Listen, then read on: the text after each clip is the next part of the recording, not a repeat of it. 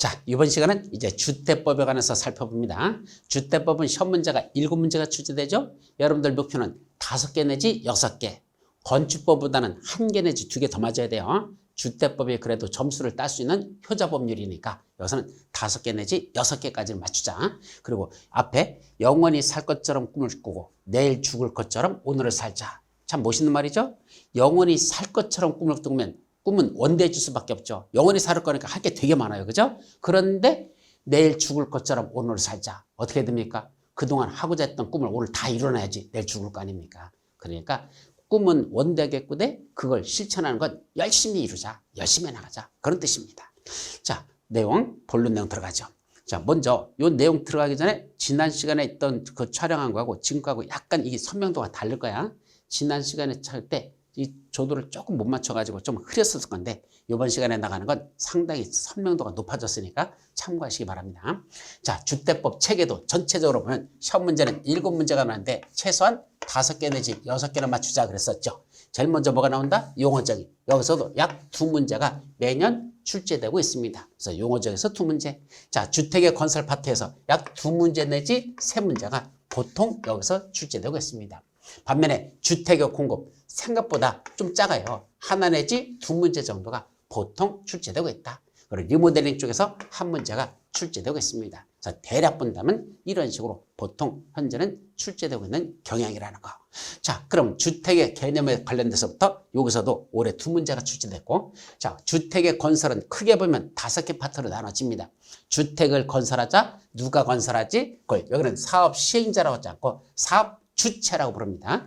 다른 법에서는 다 사업 시행자, 건축법에서는 건축주라고 불러요. 건축주. 다른 법에서는 사업 시행자. 그리고 여기는 사업 주체라고 부르죠. 같은 말이야. 이 사업 주체는 국토교통부 장관에게 등록을 하고 사업을 시행한다는 등록사업자와 등록하지 않고도 할 수 있는 비등록사업자가 있더라. 공인중개사 업도 하려면 등록해야 되죠. 똑같이 주택을 건설하는 저런 사업을 하고 싶으면 원칙적으로 등록을 하여야 한다. 근데 일정한 자들은 등록하지 않아도 된다. 비등록사업자. 그런 경우가 있죠. 또 사업 주체가 정해지면 그 사업 주체가 사업을 시행하기 위한 구체적인 계획을 작성합니다. 그 사업을 시행하기 위한 구체적인 계획을 사업 계획이라고 그러고 이 사업 계획을 작성해서 가지고 가서 승인을 받습니다. 이걸 사업 계획 승인이라고 하죠. 그럼 사업 계획 승인 받았으면 이제 승인 받은 대로 그 사업을 시행해도 되는 겁니다. 잠깐 사업 시행에 필요한 몇 가지 조치들이 있더라. 요 사업 시행한 조치를 해놓고 본격적인 사업으로 들어갑니다. 그럼 사업을 시행하는 건 크게 또 4단계로 나눠져요. 제일 먼저 나 지금부터 사업계획 승인받은 대로 공사 들어갑니다. 라고 착공신고를 합니다. 사업계획 승인받은 대로 나 지금부터 공사 들어가요. 착공신고를 해야 되죠. 그리고 공사하는 걸 시공이라고 하고 그걸 제대로 하는지 감독하는 걸 감리 업무라고 하죠. 그래서 시공 및 감리라는 걸 수행합니다. 자, 건물 다 지었다? 제대로 지었는지 검사해야 되죠? 그걸 여기는 사용 검사라는 용어를 쓰고 있습니다. 건축법에서는 건축물 다 짓고 나면 사용 승인받는다 그랬죠. 주택법은 주택을 다 건설했다? 사용 검사라는 걸 받습니다. 그리고 이제 마지막 사용검사 받으면 끝난 건데 마지막으로 뭐겠다? 그 주택을 건설하는 막대한 자금을 어떻게 조달을 해? 그 주택을 지키기 위한 자금을 조달하는 걸 주택자금이라고 하고 그중에 방법으로서 주택상환사채라는 걸 발행하는 게 있습니다. 그래서 주택상환사채가 하는 걸 살펴본다. 요까지가 주택의 건설과 관련된 내용들이죠. 자, 두 번째, 그럼 주택을 제대로 공급하자. 이때 공급이라는 용어는요, 공법에서 말하는 공급은 2가지 의미를 갖는다 그랬는데 첫째는 돈 받고 파는 거 뭐라죠? 분양하는 거. 그래서 주택을 분양하는 거. 그것도 공급의 일종입니다. 또 하나 있죠. 주택을 빌려주는 거, 임대하는 거, 그런 것도 공공임대 같은 거, 이것이 임대. 이것도 공급이죠. 그래서 공급하면 분양과 임대로 나눠진다. 그래서 돈 받고 파는 건 분양, 돈 받고 빌려주는 건 임대. 그것이 바로 주택의 공급인데 이 주택 공급을 제대로 하자는 얘기입니다. 자, 우리나라는 이 주택이란 기능이 주거 기능도 하면서 동시에 투자 기능도 하고 있습니다. 즉 주택이라는 게 내가 먹고 자고 하는 그런 기능으로서만 주거 기능만 하는 게 아니고 동시에 뭐도 한단다? 돈벌이 수단으로 이용되고 있다는 것. 이게 문제죠. 근데 그게 너무 심해져 버렸습니다. 주거 기능은 뒷전에 밀려버리고 이게 돈이 되느냐 안 되느냐. 이 아파트 왜 분양받죠? 돈 되는가 안 되는가 그것 때문에 분양받는다. 내가 사는 거하고는 관계없어. 그게 너무 만성화되어 있는 이게 우리나라의 가장 문제점 중에 하나죠. 그러다 보니까 주택을 제대로 공급하자. 정말 필요한 사람들이 살 수 있도록 하고 투기 세력이 들어오지 못하게 하고 공급하는 사업주체도 그 주택 갖고 장난질 치지 못하게 했다. 이게 주택의 공급의 핵심적인 것들입니다. 예를 들면 분양가, 여기는 너무 비싸게 받지 말아라. 분양가 상한제 적용주택 지역이 있습니다. 분양가 상한제 너무 비싸게 하지 말자. 그런 걸 적용하죠. 또 공급질서 교란행위 금지라는 건 여러분들이 주택을 공급받을 수 있는 각종 증서나 또는 지위 같은 걸 할 것입니다. 지역 또는 직장주택조합원 지위라는 게 있거나 저런 지위 또는 주택을 공급할 수 있는 각종 증서들 있죠. 여러분들 가입하는 청약통장 있죠. 주택청약종합저축 이런 통장 같은 거 함부로 타인에게 양도, 양수, 알선, 광고하는 그런 짓거리 함부로 하지 못하게 규제하자. 그게 공급질서 교란행위 금지입니다. 또 공급하는 사업주체도 현재 이 아파트를 짓고 있는 동안은 그 대지나 건설되는 주택은 누구 명의로 돼 있죠? 짓는 동안은 사업주체 명의로 돼 있습니다. 근데 우리나라는 선분양이 일반적이다 보니까 여러분들이 이미 그에 해당하는 계약금이나 중도금을 내고 있다는 얘기입니다. 명의는 사업주체 명의지만 이미 당첨된 분양받은 사람들은 이미 계약금 중도금을 내고 있다는 얘기죠. 그럼 나중에 여러분들이 다 건설이 끝나면 뭐 내죠? 잔금. 잔금 내면 그날부로 뭐 해준다? 소유권 이전 등을 해줍니다. 결국 짓는 동안은 아직은 명의만 사업주체거지 실질적으로는 입주 예정자들이 이미 대금을 내고 있다는 게 문제죠. 따라서 사업주체도 자기 명의로 되어 있는 그 주택이나 대지에 대해서 함부로 장난질 쳐서는 안 되겠죠. 어떤 짓 하는 거? 거기서 대출 받아가지고 그 대금 갖고 딴 데 썼다가 못 갚았다. 그럼 거기에 저당권이 설정된 얘기는 나중에 입주 예정자에게 승계되겠죠? 아니 입주 예정자들은 계약금 냈고 중도금 냈고 잔금 다 냈는데도 불구하고 깨끗하게 소유권 등기만 올 줄 알았더니 웬 근저당 해가지고 5천만 원 달러 붙어서 넘어왔습니다. 이게 뭐야 그랬더니 사업주체가 전번에 이 주택이나 대지 가지고 대출받아가지고 못 갚아가지고 여러분들에게 승계됐답니다. 여러분들 어떻게 되죠? 돌아버리는 거죠. 바로 그런 짓거리 함부로 하지 못하게 하자. 이 사업주체가 함부로 저당권 등을 설정해서 대출받아가지고 딴 데 쓰는 거 함부로 하지 못하게 하자. 이게 저당권 설정 등의 제한이란 얘기죠. 그리고 여러분들이 많이 들어봤던 투기 과열지구 또는 조정대상지역 이런 거 누가 어디에다가 어떻게 지정할 수 있는지 그런 지정 절차가 관련된 거 지정권자, 지정 절차 이런 내용들이 바로 투기과지구 조정대상지역에 관한 내용입니다. 근데 이 투기과지구 조정대상지역은 주택법에서는 다루는 게 크게 보면 두 가지야.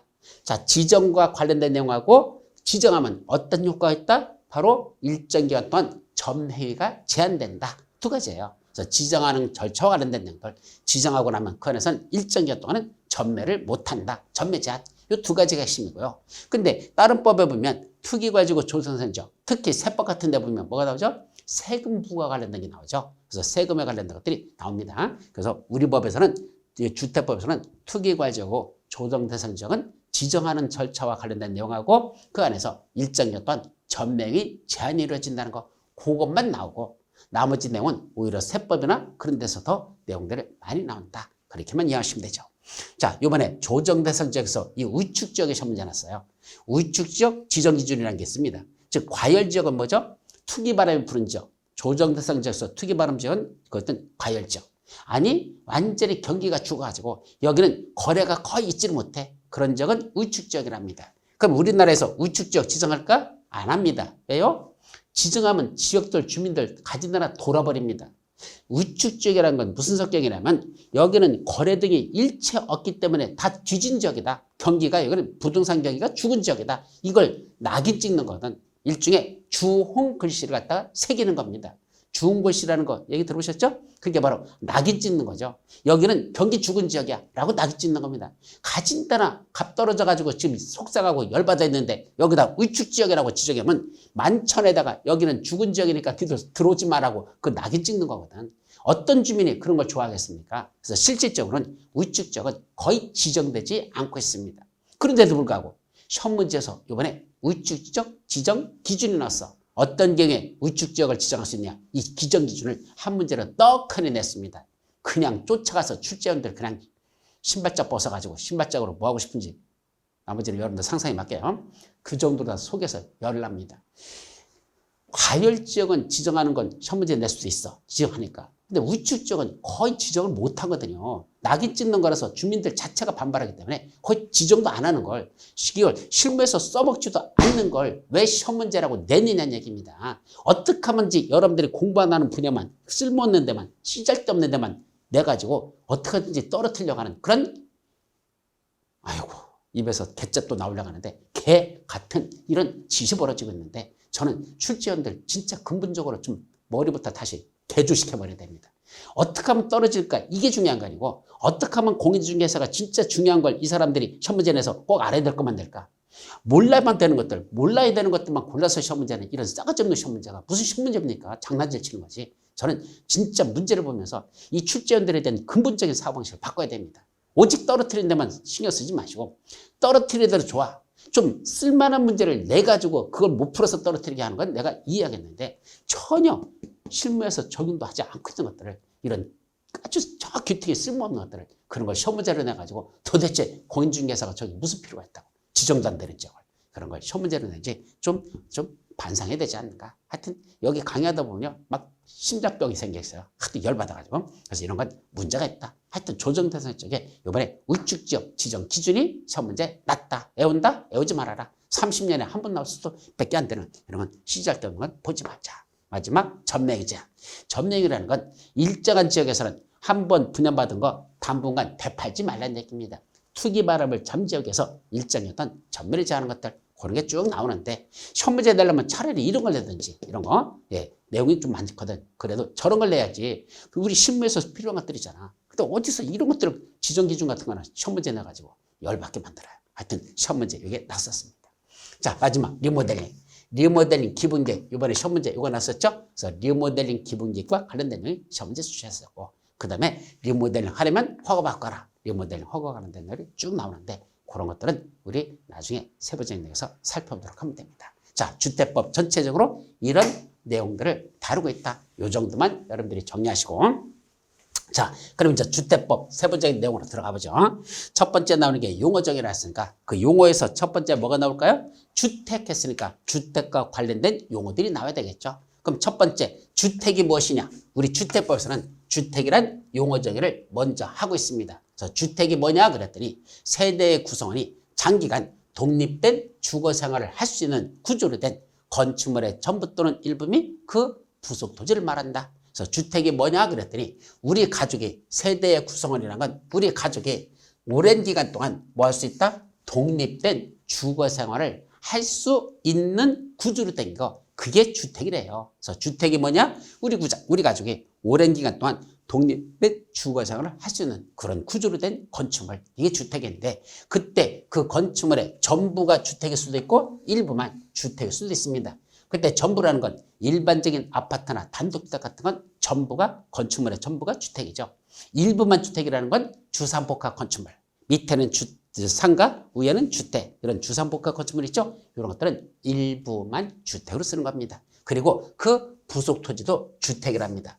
다시 말하면 건축물만 주택이 아니고, 그 건축물에 있는 그 땅 있죠? 해당 땅, 부속 토지, 이것도 합쳐서 주택으로 부른다는 거. 그래서 주택법에서 주택은 건축물만 주택이 아니고 부속 토지 주택입니다. 그래서 우리 본론 내용의 첫 번째 나오는 주택의 건설이라는 게 있었죠? 이때 주택의 건설할 때 이 주택의 건설은 크게 두 가지로 나눠져요. 첫째는 협의의 주택 건설, 집만 짓는 거, 건축물만 짓는 거, 바로 그 협의의 주택 건설이 있고, 그 다음에 그런 주택을 건설하기 위한 대지를 조성하는 거, 대지 조성, 이 두 가지를 합쳐서 우리 주택법에서는 뭐라 부른다? 주택의 건설이라고 합니다. 그럼 여기서 말하는 이 주택의 건설에서 주택하고요, 여기 주택 건설이라는 이 주택하고는 같은 의미가 아니라는 걸 조심하시기 바랍니다.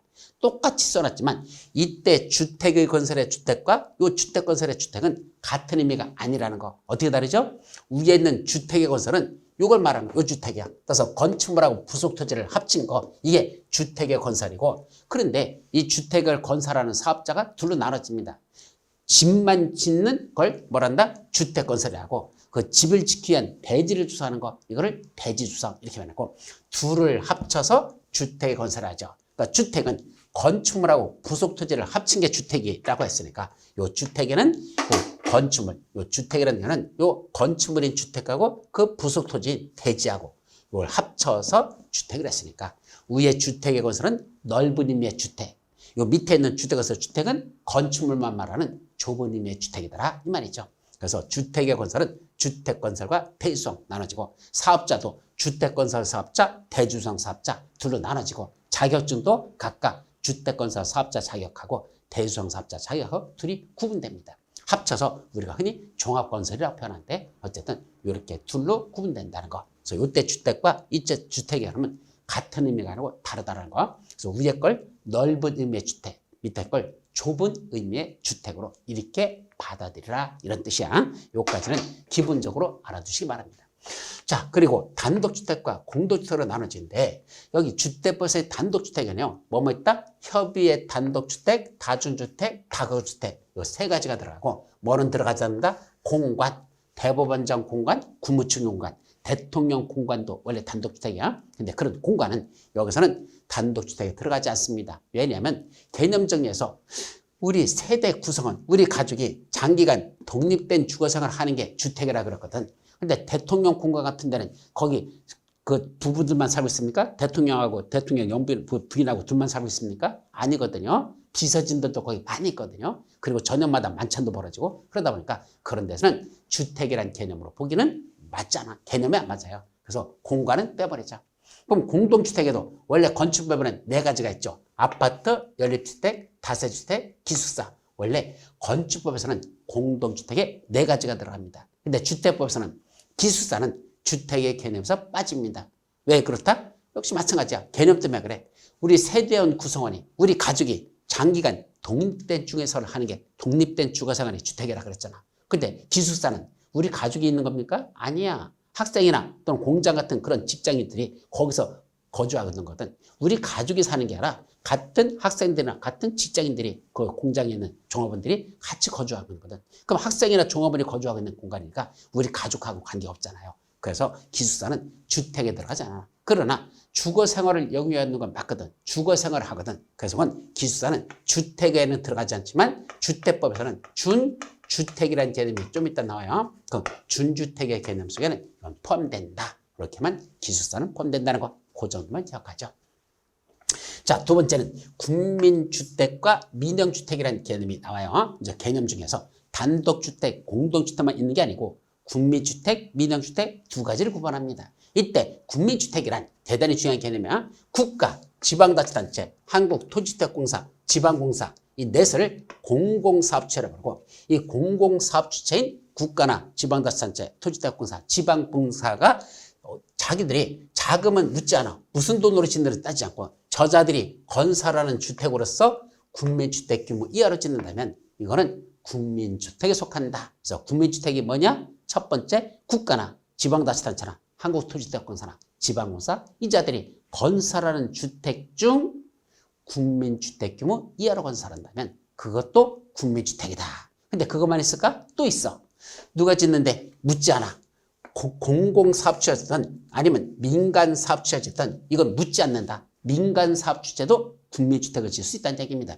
묻지는 않아. 공공사업주체든 민간사업주체든 중요하지 않아. 그럼 무슨 돈으로 지을까? 요거 국가, 지방자치단체 재정 지원을 받거나 주택도시기금의 자금에 지원을 받아 이땐 건설되는 것 말고 개량되는 것까지 건설 또는 개량되는 주택으로서 역시 국민주택 규모 이하로 짓는다면 이것도 국민주택이다. 그래서 국민주택은 두 가지 개념으로 나눠진다. 첫째는 공공사업주체가 건설하는 주택인데 국민주택 규모 이하로 짓면 국민주택. 아니면 누가 짓든지 묻지 않아. 공공이든 민간이든 사업주체는 묻지 않고 무슨 돈으로 졌다? 국가나 지방자치단체 재정 지원을 받거나 주택도시기금의 자금의 지원을 받아서 건설되거나 개량되는 주택으로서 국민주택 규모 이하라면 그것도 국민주택에 속한다. 이 두 가지가 국민주택이라는 걸 기억합니다. 그리고 민영주택이란 국민주택을 제외한 나머지가 다 민영주택이래. 그래서 개념 정리는요. 이렇게 나눠. 주택이라는 걸 크게 둘로 나눈다. 주택을 뭐만 나눈다? 국민주택과 민영주택으로 나누자. 그리고 국민주택에는 두 가지가 있다. 이런 거, 이런 걸 국민주택이라 한다고 적극적 개념 정리를 했어. 그래서 국민주택은 이런 거, 저런 거, 국민주택. 그래 놓고 그걸 제외하면, 그 빼고 나면 나머지는 다 뭐에 속한다? 나머지는 민영주택이다. 이렇게 개념 정리를 하고 있습니다. 그러니까 이런 식의 개념에 저런 걸 우리 주택법에서 저 참 많이 쓰는데 개념 정리 이렇게 하는 거죠. 예를 들면 남자와 여자라는 거 둘로 나누죠. 그럼 남자는 어떤 게 남자다? 첫째, 남자는 이렇고 이렇다면 이런 걸 남자라고 하자. 1, 이런 것들. 2, 이런 것들. 이걸 남자라 하자. 이게 남자야. 그리고 그럼 여자는 뭐지? 소극적 개념. 아니 남자를 다 빼고 나머지는 다 여자야. 이런 식으로 개념 정리하는 거. 이게 바로 주택법에서 즐겨 쓰는 개념 정리입니다. 그래서 주택법은 어떤 개념 정리를 하나 해놓고 그것이 아닌 나머지는 이거다라는 이런 식으로 소극적 개념을 하고 있습니다. 그래서 결국 군민주택이라는 건 적극적인 개념을 하고 이런 게 군민주택. 그리고 민영주택은 소극적인 거. 저런 군민주택을 빼고 나면 나머지를 제외하면 다 나머지는 민영주택. 이렇게 개념 정리를 하고 있죠. 이때 군민주택 규모 이하라는 게 얼마큼의 군민주택 규모 이하일까? 이것도 기억합니다. 군민주택 규모 이하라고 하는 건 원칙적으로 주거전용 면적 85제곱미터 이하를 말합니다. 군민주택 규모 이하라는 게 얼마다? 호당 또는 세대당. 원래 호당이라는 건 단독주택을 세는 개념이고 세대당이라는 건 공동주택을 세는 개념이야. 반드시 그런 건 아닌데 원칙이 그렇다는 얘기입니다. 그런데 호당 또는 세대당 주거전용 면적이 공용 면적 빼고 주거전용 면적이 원칙적으로 얼마란다? 85제곱미터 이하 된다면 이거를 국민주택 규모라고 한단다. 그래놓고 예외적으로 수도권을 제외한 도시적이 아닌 읍 또는 면지역. 수도권을 제외한 그랬으니까 우리 수도권이 어디죠? 수도권 하면은 서울, 인천, 경기 합쳐서 수도권이랍니다. 그럼 수도권을 제외한 서울, 인천, 경기를 빠져나간 나머지 지역으로 벗어나 제한 도시적이 아닌 그랬습니다. 그럼 도시적이라는 건 또 뭐였었죠? 용도지역 중에 도시지역, 관리지역, 농림지역, 자연환경지역 이렇게 나눠지거든. 그중에 첫 번째 나오던 바로 도시지역, 주거지역, 상업지역, 공업지역, 녹지지역 이걸 도시지역이라고 부르죠. 그러니까 용도지역 모르면 개념 정리 하나도 안 된다고 그랬잖아. 그러니까 용도지역 중에서 도시지역을 말합니다. 그럼 도시지역이 아닌 그랬으니까 무슨 지역이야? 관리지역, 농림지역, 자연환경 보전지역에 속해 있는 그런 지역에는 행정구역이 읍자 들어간 지역, 면자 들어가는 지역, 읍면지역.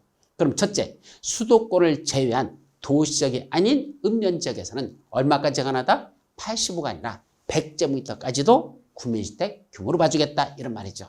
그럼 그냥 이 말귀가 무슨 말인지 못 알아들어. 첫째, 수도권은 그럼 어떻다는 얘기야? 수도권 안에서는요. 무조건 주거전용 면적 85제곱미터 이하가 국민주택이라는 뜻입니다. 수도권에서는 무조건 85제곱미터 이하가 국민주택.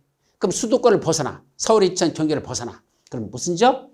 그때는 도시적이 아닌 그랬습니다. 그럼 도시적은 서울을 벗어났으니까 저 예를 들면 대전이라든지 저는 춘천이라든지 또는 저기 밑으로 내려서 부산이라든지 이런 데는 수도권이 아니죠? 그런 지역의 그런 지역의 용도지역이 뭐로 된 지역들? 도시적 이렇게 돼 있는 지역들. 그 안에서는 무조건 또 85야. 그러면 수도권에서도 무조건 85, 수도권을 벗어난 지역 중에는 용도지역이 도시적하고 지정된 지역들. 그 지역에서는 무조건 85. 그럼 수도권도 아니고 도시적이라는 용도지역도 벗어난 나머지 지역. 그럼 수도권을 벗어난 관농자 지역 중에서 관리지역, 농림지역, 자연환경 지역 중에서 무슨 자 들어간 지역? 읍자하고 면자라는 행정구역. 읍자 들어간 지역, 면자 들어간 행정구역. 거기서는 얼마까지도 가능하다? 100제곱미터 이하까지를 국민주택 규모 이하라고 한다. 국민주택 규모라고 한다. 이렇게 정리하셔야 됩니다. 어려워요. 자, 그 다음에 도시형 생활주택. 첫 번째 아주 잘 나섰죠. 첫째, 도시형 생활주택이 되기 위해서는 세 가지 요건을 기본적으로 갖춰야 됩니다. 도시형 생활주택이 되는 요건. 첫째, 300세대 미만만 지을 것. 그래서 이거는 아파트같이 뭐 몇백 세대, 몇천 세대 이거 안 돼요. 오직 도시형 생활주택은 300세대 미만으로만 지을 것. 두 번째, 규모는 국민주택 규모로만 지을 것. 또 세 번째, 도시지역에서만 건설할 것. 이 세 가지 요건입니다. 자, 그러다 보니까 원래 국민주택 규모라는 건 원칙이 85고 예외가 100이었었잖아요. 그럼 여기서는 얼마일까? 85일까? 100일까? 85만 해당합니다. 이유는 도시지역에만 건설한다 그랬잖아. 아까 여기서 말씀드렸잖아. 수도권에서는 무조건 85, 도시지역도 무조건 85. 100이 될 수 없어. 그랬으니까 바로 도시지역에 건설하기 때문에 여기도 85입니다. 그래서 300세대 미만이고 국민주택 규모인 85제곱미터 이하로 줘야 되고 용도지역은 도시지역 안에서만 건설해야 된다. 이런 걸 도시형 생활주택을 한단다. 몇 가지가 있을까? 세 가지가 있어요. 소형주택이라는 거, 그 다음에 이거 단지형 연립주택이라는 거, 단지형 다세주택. 그래서 소형주택, 단지형 연립주택, 단지형 다세주택. 이 세 가지를 우리가 도시형 생활주택으로 부르고, 그 중에 시험문제에서 제일 잘 나오는 거 바로 이 소형주택. 이 소형주택에 관한 요령 있죠? 항상 시험문제에서 영순인데 지금 외울 거 아니고 도시형 생활주택에는 세 가지가 있다. 있다? 소형주택, 단지형 연립주택, 단지형 다세주택. 이렇게 세 가지가 있고 시험문제 항상 그중에 소형주택은 영순이니까 나중에 세부적으로 잘 기억해 두도록 할 겁니다. 아셨죠? 나중에 본 강의에서 보도록 하죠. 자, 이제 넘어가서 또 뭐도 있다? 세대 구분형 공동주택이라는 게 있어요. 이번에 시험 문제에서 출제된 게 바로 저거 세대 구분형 공동주택이 이번 시험 문제에서 출제가 됐습니다. 자, 어떤 게 났을까? 먼저 세대 구분형 공동주택이라는 개념이 뭘까? 여기다 아파트 단지에다 아파트를 이렇게 졌는데 그중에 여기 하나의 세대 있죠? 이 세대를 갖다가 확대시켜 봤어. 그 집을 내부를 한번 들여다봤어. 그때 어떻게 졌을까? 이런 식이야. 여기다 이게 내부야. 아파트 현관문 열고 들어가는데 현관문이 이렇게 지금 두 개가 있네. 그럼 들어가 가운데는 이렇게 경계벽이 있고 그러면 이쪽으로는 욕실과 부엌과 현관, 이쪽도 욕실과 부엌과 현관 이런 식으로 해서 세대를 둘로 나눈 거죠. 원래는 한 사람 거야. 소유자는 한 사람이야. 근데 가운데를 나눠가지고 이쪽은 주인이 살고 이쪽은 세를 주거나 자식 내가 살게 하든지 이런 식으로 분리시켜버리는 거. 이걸 세대를 구분했다. 세대 구분형 공동주택이라는 걸 지을 수가 있습니다. 근데 저는 세대 구분형 공동주택은 법적으로 둘로 나눠집니다. 법적으로 둘로 나눠져. 첫째는 주택법상 사업계획 승인받고 건설하는 그런 세대 구분형 공동주택이 있고 또 하나는 공동주택관리법상 행위, 허가 등을 받고 설치하는 그런 세대 구분형 공동주택이라는 게 있습니다. 자, 먼저 세대 구분형 공동주택이 두 가지로 나눠진다 그랬죠? 첫째는 주택법상 사업계획 승인받고 건설한다는 저 말은 무슨 말이냐면 자, 주택을 짓는데 근본적으로 주택법의 원칙을 볼게요. 주택을 건설하는데 주택법에서 짓는 주택하고 건축법에서 짓는 주택하고 무슨 차이가 있을까? 원래는 똑같이 건축물의 건축이니까 건축법상 건축허가 받아라. 당연하잖아. 그런데 왜 주택법에서 따로 사업계획 승인이라는 걸 따로 만들었을까? 주택을 짓는데 조금 짓는 게 아니라 주택을 많이 짓을 때 예를 들면 단독주택을 짓는데 여기다 30호 이상을 짓는다. 공동주택을 짓는데 여기다 30세대 이상을 짓는다. 이와 같이 단독주택을 짓거나 공동주택인데 적어도 원칙적으로는 30호 또는 30세대 이상 짓는다면 그때부터는 건축 허가 대상이 아니라 뭘 받아란다? 주택법상 사업계획 승인을 받고 지어야 됩니다. 그럼 건축법상 건축 허가하고 주택법상 사업계획 승인하고 도대체 차이점 뭐야? 하나는 그래 건축을 짓는 거고 그중에 특히 주택을 짓는 건데 차이점 뭘까? 조금 지을 때는 건축 허가 받고 짓고 많이 지을 때는 적어도 30호 또는 3세대 이상 지을 때는 그때부터는 사업계획 승인 받아라 이렇게 됐는데 그럼 왜 굳이 그렇게 법에서 건축법, 주택법을 따로 만들어서 구분했을까? 봐봐. 주택을 짓는데 여기다가 내가 한 채를 짓는데 이 땅에다가 그럼 뭐만 볼까? 그 땅만 봅니다. 그 해당 토지가 그런 주택을 지을 수 있는 용도지역인지 거기다 주택을 짓는다면 건폐율은 몇 프로, 용적률은 몇 프로 그렇게 짓는 게 가능한지 지금 짓고자는 구조가 건축법 지을 때 문제가 없는지 구조적으로 안전한지 등등 그 대지만 보고 그런 건축물 지어도 될까 못 될까 따져가지고 건축허가랑을 내주는 거죠. 그 대지만 보는 게 건축허가 받는 겁니다. 반면에 주택법상 사업계획 승인 받는다는 건 조금 짓는 게 아니라 많이 짓는다 그랬죠. 그러면 해당 대지만 보는 게 아니야. 그 땅만 보는 게 아니야. 주변도 다 봐야 돼. 왜냐하면 여기다 아파트 1000세대 짓는다고 가정해보세요. 아파트 1000세대 지으려면 뭐도 따져야 돼. 제일 먼저 따질게. 1000세대 지어도 교통량 문제 없을까? 아파트 1000세대 지면 최소한 차량이 1000대가 늘어난 거잖아. 그럼 현재 있는 도로 폭이 과연 이 교통량을 감당할 수 있는 그 폭이 되는지 안 되는지 이거부터 따져야 되죠. 아무리 봐도 여기는 1000세대 아파트에서는 이 도로가 이용할 수가 없어. 너무 좁아가지고 이거 차량 아침에 출근할 때 그중에 500대만 출근 나간다 하더라도 차 빠져나가는 데만 3시간 걸려. 그럼 그 아파트 단지 빠져나가면 차가 3시간 걸린다면 아파트 지어야 돼? 짓지 말아야 돼요? 짓지 말아야 되죠. 그걸 뭘 한다? 교통영향평가라고 하죠. 그 교통영향평가를 거쳤더니 여기는 그런 거 못 짓는데 그럼 뭐 하면 돼? 도로 넓혀야 되죠. 근데 도로 넓힐 수 있어? 아니, 못 넓혀. 왜? 보상비가 천문학적으로 나가. 가진 나라 여기는 건물들을 높게 줘가지고 또 땅값이 비싸고 그 땅 건물값이 비싸가지고 보상비만 봐도 수천억이 나간대. 그 예산 확보할 수가 없어. 그래서 도로 넓힐 수 없대. 그럼 뭐 하는 수밖에 없어? 야, 여기는 사업계획 승인 안 내줘. 건축물 짓는 것 곧 해당되지 뭐지만 사업계획 승인은 그 주변에까지 다 본다 그랬으니까 그때 교통영향 평가에 걸려버리면 그때는 사업계획 승인 못 내주는 겁니다. 그게 주택법의 특성이야. 그것만 있을까요? 아니야. 경기 뭐 있어야 돼? 재영향평가. 산자락을 깎아가지고 천세대 짓는데 과연 그렇게 산자락을 깎아도 산세타가 안 날까? 벌써 밑에 지역에 어떤 영향을 주지 않을까? 그런 재해 영향 평가도 해야 되겠죠. 또 그렇게 주택을 지면서 주변에 환경에 어떤 영향을 줄까? 환경 영향 평가 등등을 다 거쳤더니 그래 여기다 천세대 줘도 별 문제 없겠다. 그러면 사업계획 승인이라는 게 떨어지는 것이고 그게 문제가 있다? 사업계획 승인 안 내주는 겁니다. 그러니까 건축허가과는 차원이 달라요. 건축허가는 해당 건축물 위주로만 보지만 그 대지만 보지만 사업계획 승인은 주변을 다 살펴보고 그래도 괜찮다. 그때 사업계획 승인을 내주는 거거든. 그러다 보니까 주택법상 사업계획 승인받고 건설한다는 건 여기다 아파트 같은 걸 조성하는 거야. 그러면서 그중에 일부 세대만 세대 구분형으로 저렇게 나눠가지고 그렇게 분양하겠다. 그러면 분양받을 때는 한 세대로 분양받은 거야. 그런데 실제로는 두 개 세대가 같이 활동할 수 있도록 생활할 수 있다는 이런 걸 세대 구분형 공주택.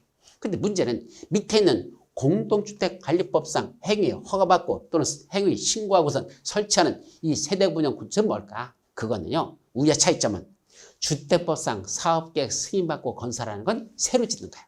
아파트를 지면서 거기다 세대구분형을 새로 짓는 겁니다. 신축이라는 개념입니다. 반면에 밑에 거 공동주택관리법상 행위 허가받는다는 건 무슨 말일까? 원래 공동주택관리법이 뭐죠? 주택법과 공동주택관리법의 차이가 뭐죠? 주택법은 주택을 건설함과 관련된 법이 적용돼. 주택의 건설, 파트 있었잖아. 그게 적용되죠. 그럼 공동주택관리법은 아파트가 다 져가지고 아까 사용검사 받고 여러분들이 입주가 시작되잖아. 그럼 입주가 시작되면 뭘 구성하죠? 입주자 대표회의라는 걸 구성합니다. 그럼 입주자 대표에서 우리 아파트 관리를 어떻게 관리할 것이냐? 자기들 자체 관리할 것이냐? 위탁 관리할 것이냐? 그거 정하죠? 그래가지고 관리 업체를 다 선정해가지고 그 자들한테 관리사무소라는 걸 두고 그 사람들이 관리하게 하죠. 그래서 입주자 대표가 있고 관리사무소가 있고 이런 걸 구성하죠. 그래서 아파트를 이제 운영해 나가는 거죠. 그게 공동주택관리법이 적용되는 겁니다. 따라서 짓는 동안은 주택법이 적용되고 다 짓고 입주자들이 들어오기 시작하면 그때부터는 공동주택관리법이라는 게 적용되는 겁니다. 그러면 위에는 주택법상 사업계획 승인받고 건설한다는 건 새로 아파트를 지면서 그 안에다 세대구분형을 지켰다는 얘기고 반면에 밑에 있는 건 이미 지어진 아파트인데 세대구분형이라는 건 처음에 짓지 않았었어. 세대구분형 없었어. 근데 예를 들어서 그 안에 있는 아파트 중에서 여러분들 60평짜리 아파트 있잖아요. 근데 60평 아파트가 옛날에는 그냥 살았었어. 왜요? 우리 가족이 몇 명 있으니까 그땐 4명, 5명 살았었거든. 예를 들면 남편 있죠? 배우자 부인 있죠? 아들 있죠? 딸 있죠? 또 하나 딸 있죠? 이렇게 사는 거. 그럼 5명의 가족이 살았었잖아. 그러다가 아들 장가 들어서 나갔고 딸내미 둘 시집가서 나가버렸고 그랬어. 그럼 누구만 살아있죠? 부부들만 사네. 그럼 60평째 아파트 옛날에 5명이 살 때는 그런 공간으로서 쓸만했었는데 이제 다 가고 나서 둘만 남았잖아. 그럼 둘만 남았는데 그걸 60평대 아파트를 한다? 늙어가지고 나이는 먹어가지고 청소만 하다가 뒤져납니다. 그거 힘들어서. 무슨 둘이 사는데 60평 아파트가 무슨 필요가 있어. 청소만 힘들지. 그래서 뭐 하자? 세대 구분을 나누자는 얘기죠. 그때 세대를 나눠가지고 30평은 부부가 살고 나머지 30평은 세를 주거나 제일 좋은 건 우리 아들내미 아니면 우리 딸내미 거기 와서 살았으면 좋겠지. 그죠? 부모들은 같이 두고 살고 싶잖아. 근데 만약에 아들로 와서 살으라 그러면 며느리는 거기 들어가고 싶겠어? 무슨 감옥이지? 거기 안 들어오겠죠. 며느리는. 그리고 딸내미 오라면 또 사위는 또 자주 또 오려고 하더라고. 근데 어쨌든 그래가지고 거기를 자기들 부부만 30평 살고 나머지 30평은 다른 가족이 살거나 아니면 세를 줘버리면 되겠죠.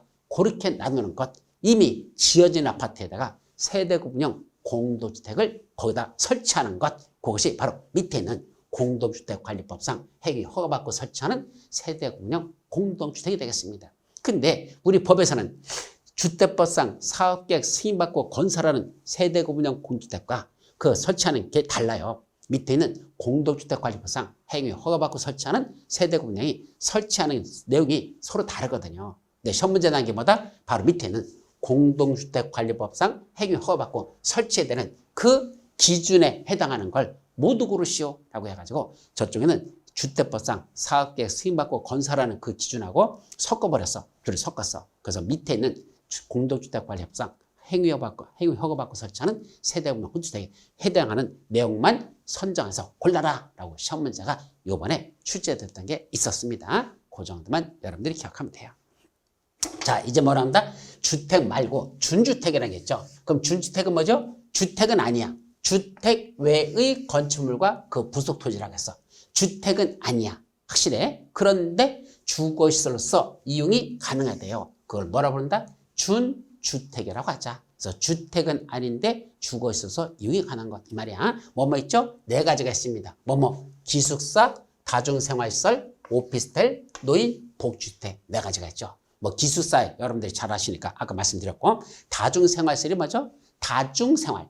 많은 군중이 생활하는 시설. 한마디로 이거 뭔지 아십니까? 고시원이에요. 옛날에 고시원이라고 부르던가 우리가 흔히 쪽방촌 이렇게도 부르는데 그게 다중생활시설. 옛날에 고시원하고 부르는 것들. 근데 지금도 고시원이라고 불러. 근데 법률용어는 다중생활시설로 용어가 바뀌었어요. 그렇게 이해하셔요. 그래서 고시원은 다중생활시설을 부르는데 이것도 뭐에 속한다? 주택은 아니지만 주택에 준한다. 준주택이다. 그래서 고시원은 이건 2종 근린생활시설의 종류가 있고 숙박시설 종류가 있어요. 그래서 작은 건 2종 근린생활시설, 규모가 큰 건 숙박시설에 들어가지 전 주택은 아니야. 그런데도 이것도 주거시설로서 이용이 가능하니까 준주택이라 하자. 오피스텔. 여러분들 오피스텔 하면 두 가지 잘 아시죠? 업무용 오피스텔, 주거용 오피스텔.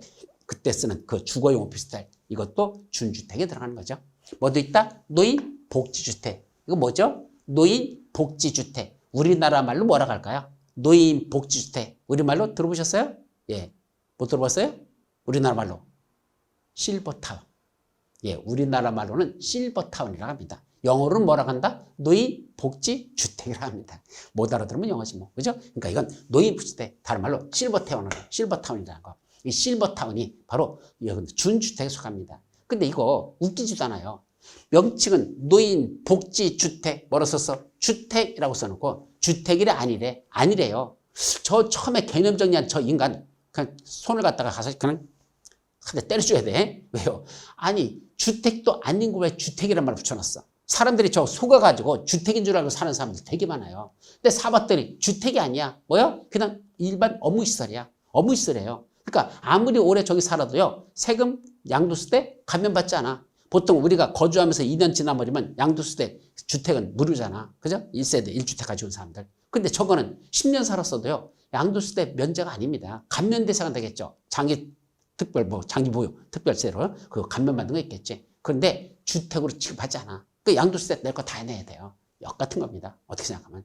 근데 왜 역 같다고 그랬죠? 역 같다고 하면 안 되는데. 왜 그러죠? 주택도 아닌 걸 왜 주택을 했어? 저 원래 누가 입주하는지 아십니까? 60세 이상인 분은 청약 자격이 있어. 근데 요새는 또 짓지도 않더라고. 기존에 했던 거로 다 끝내놨지. 그래서 새로 짓지도 않아요. 하여튼 60세 이상이면 분양받을 수 있어. 전매 제한은 없어. 웃기는 거죠. 주택이 아니니까 전매 제한도 없어. 그럼 사가지고 60세 이상 되는 분이 분양받아가지고 가지고 있다가 나중에 30세 신혼부부 때 파는 거 가능합니다. 그래서 60세 사람은 분양받아가지고 대파는 건 아무한테 팔아도 좋다. 이렇게 돼 있거든. 그럼 굳이 노인 복주택이라는 말을 쓸 필요도 없었잖아. 주택도 아니면서 왜 주택으로 썼어? 사람들은 사가지고 뭔 줄 알았어? 주택인 줄 알았어. 왜? 구조가 똑같은 아파트야. 똑같아요. 다만 거기에는 시설이 어르신들이 쓸 수 있는 시설들이 조금 더 들어간다. 무슨 이렇게 어르신 운동 삼아 할 수 있는 것들, 또 올라가는 계단에 힘드니까 이렇게 자꾸 올라갈 수 있는 것들, 이런 안전시설 같은 것들이 조금 더 갖춰져 있을 뿐이지 실제는 아파트하고 전혀 차이가 없습니다. 그래놓고는 주택이 아니랍니다. 주택인 줄 알고 샀던 사람들 돌아버리죠. 그래서 이건 속임수야. 노인 복주택, 주택도 아닌 걸 주택으로 만들었다. 누가 저런 싸가지 없는 개념 정의를 했습니까? 주택은 아니다. 준주택이다. 라는 걸 조심합니다. 자, 주택단지라는 개념이 있죠. 그럼 주택단지가 뭐죠? 바로 주택건설 사업계획 승인이나 대지수상 사업계획 승인을 받고, 아까 사업계획 승인 받는다는 건 일정 규모 이상 주택을 건설하나 대지를 조성할 때는 사업계획 승인 받죠? 그걸 받고 거기다 뭐 줬어? 주택을 짓거나 주택과 부대시설, 복리시설을 짓거나 그런 주택을 건설하기 위한 대지를 조성하는 땅들, 그 대지 조성하는 땅 전체를 뭐라고 한다? 주택단지라고 하자. 근데 이 주택단지에서 이번에 시험 문제 나온 게 또 뭐다? 별개의 주택단지. 하나의 주택단지가 아니고 두 개의 주택단지가 쪼개진 거로 본데 별개로 보겠대. 그럼 별개의 주택단지. 자, 다시 말하면 우리 흔히 주공 1단지, 주공 2단지 이런 말 많이 쓰죠? 주공 1단지, 주공 2단지. 무슨 차이죠? 여기는 1단지고 여기는 2단지래. 그럼 같은 단지야? 별개의 주택단지야? 별개의 단지라는 얘기입니다. 즉 1단지, 2단지라는 건 이건 별개의 주택단지, 이건 이쪽대로 별개의 주택단지. 그럼 같은 단지면 어떻게 되죠? 1단지 101호, 102호, 103호, 104호, 105, 106, 107, 108, 109, 110 이렇게 나가면 그건 1단지죠. 2단지는 201호, 202호, 203호, 204호, 205 뭐 이런 식으로 나가는 거. 그거는 2단지죠. 그러니까 1단지, 2단지는 별개의 주택단지입니다. 그럼 원래는 하나의 주택단지인데 가운데 뭐가 났답니까? 철도, 고속도로, 자동차, 전원도로가 가운데 나버렸대. 원래는 하나의 주택단지였어. 근데 가운데 뭐가 났어? 철도, 고속도로, 자동차, 전원도로. 저런 아파트 단지를 뭐란다? 아장난 아파트 단지라고 합니다. 왜요? 아니 가운데 아파트 안에 철도가 나고 고속도로가 나버리면 저 아파트 어떻게 되는 거야? 완전 반값 아파트 되겠지? 그 시끄러워서 사람 사겠어요? 그래서 소음 때문에 그러니까 반값 아파트가 만들어집니다. 정치인들 맨날 선거할 때마다 무슨 반값 아파트, 반값 아파트 간단합니다. 아파트 단지 가운데가 철도 내버리면 됩니다. 고속도로 내버리면 됩니다. 그죠? 하여튼 그러면 각각 별개의 주택단지. 두 번째, 폭 20m 이상 되는 일반도로, 폭 8m 이상 되는 도시계획 예정도로로 분리돼도 각각 별개의 주택단지입니다. 시험 문제 아주 잘 나요. 이번에도 폭 8m 이상이 도시계획 예정도로로 분리된 토지는 각각 별개의 주택단지다. 시험 문제가 났었습니다. 다만 폭 20m 이상인 일반도로와 폭 8m 이상이 도시계획 예정도로 이 도로 폭이 다르잖아. 헷갈리잖아. 어떤 게 20m 이상이고 어떤 게 8m 이상인지 어떻게 한다? 21 이상 일반도로니까 폭 20m 이상 그러면 21 이렇게 외워요. 그 다음에 8m 이상 도시계획 예정도로 8도 이렇게 오죠. 그래서 21, 8도 이렇게 암기하면 됩니다. 20일 동안 8도를 유람하자. 여러분들 내년도 시험 붙고 나서는 20일 동안 8도를 유람하러 갔다 오시면 됩니다. 20일 8도 이렇게 하면 돼요. 그래서 이번에 8도, 8m 이상 되는 도시계획 예정도로, 폭 8m 이상 되는 도시계획 예정도로 분리되면 각각 별개의 주택단지. 이번 시험 문제 났던 내용이죠.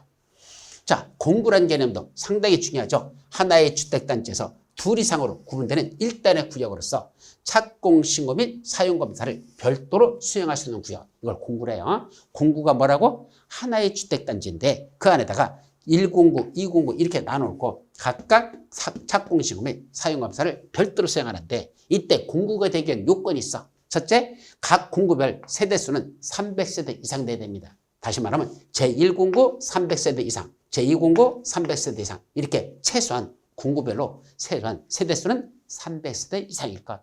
그러면 하나의 주택단지가 이렇게 둘 이상의 공구로 나누려면 최소한 그 주택단지 세대수는 얼마나 될까?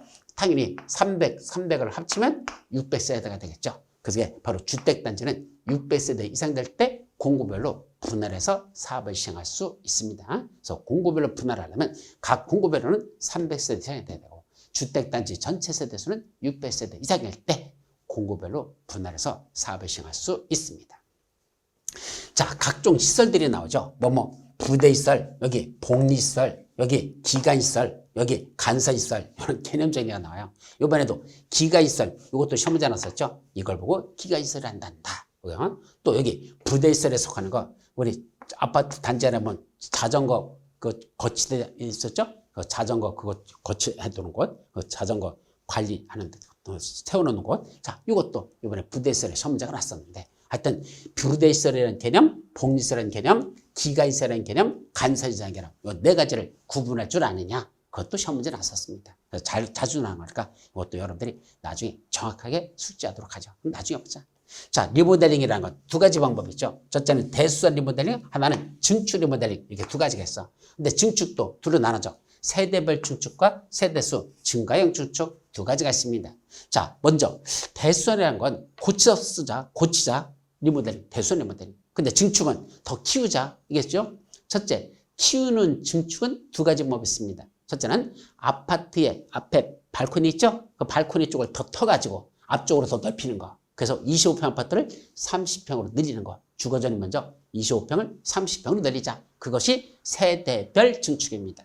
반면에 세대수 증가는 옥상으로 올리는 거야. 보통은. 그래서 옥상 쪽에 있는 데다가 다시 세대를 더 올려가지고 원래 15층 아파트였던 걸 17층 아파트, 2개 층 같은 걸 더 올리는 거. 이거를 뭐라 부른다? 이거를 세대수 증가형 증축 리모델링을 한단다. 그래서 리모델링은 크게 보면 대수선 리모델링과 증축 리모델링으로 나눠진대. 이는 뭐 증축은 다시 세대별 증축도 있고 세대수 증가형 증축이라는 게 있더라. 어떤 때는 그때 각각 요건이 뭐가 있을까? 그 요건들이 쭉 나오는데 나중에 여러분들이 정리하시면 될 겁니다. 아셨죠? 여기까지가 뭐 하는 거? 주택들과 관련된 기본적인 개념들. 이제 용어적인들이 거기까지입니다. 자, 그래 놓고 이제 본론 내용의 첫 번째 뭐가 나오죠? 주택을 건설하자.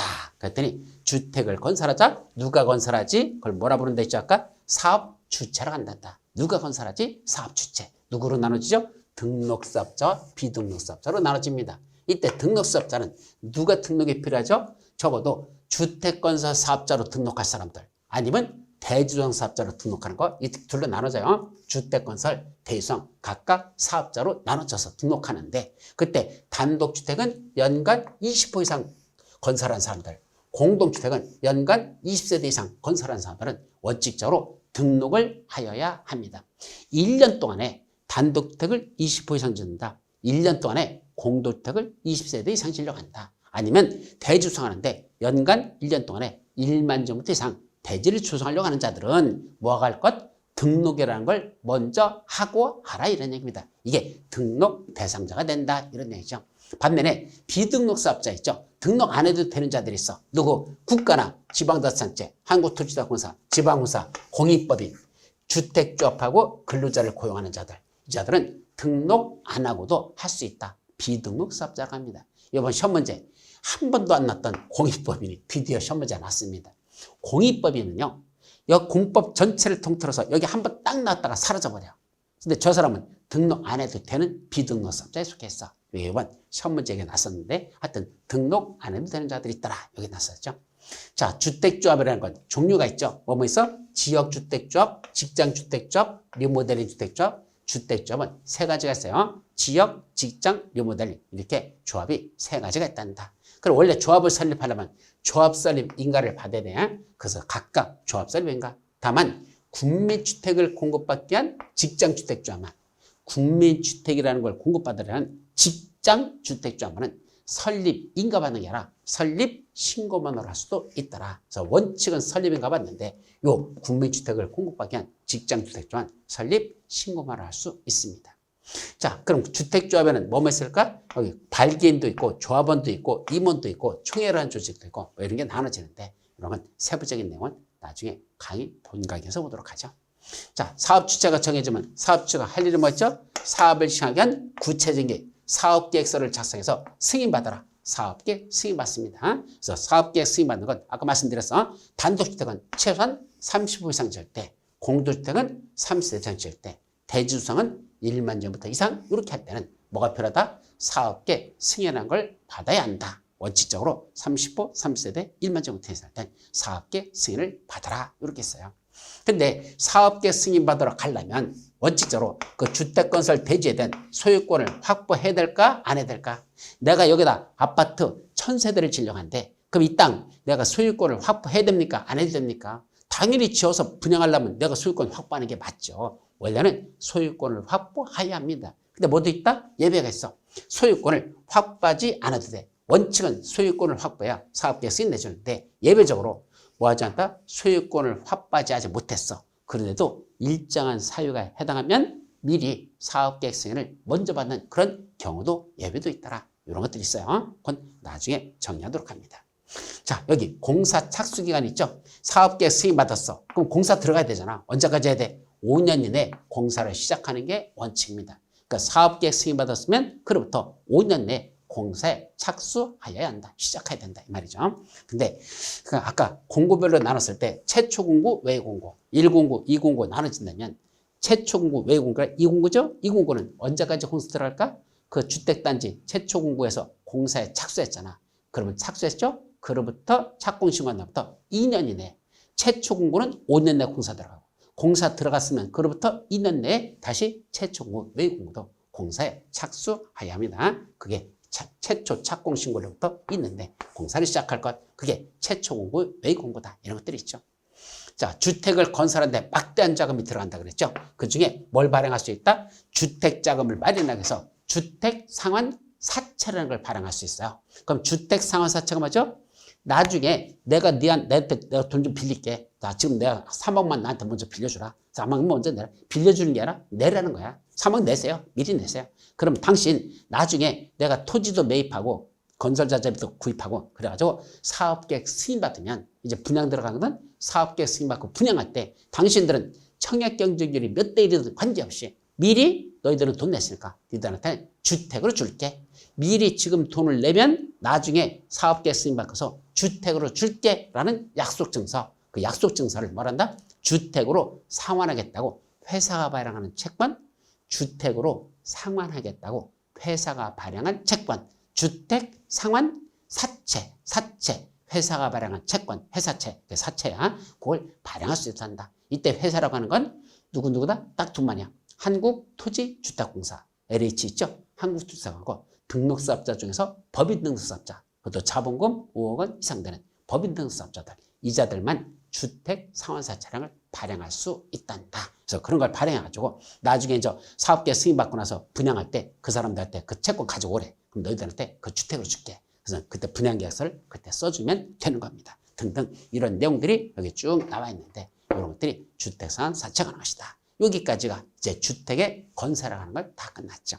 이제 건설된 주택 뭐죠? 제대로 공급하자. 주택의 공급에 관한 내용들이 나옵니다. 자, 이거는 우리 다음 시간에 이어서 살펴보도록 하죠.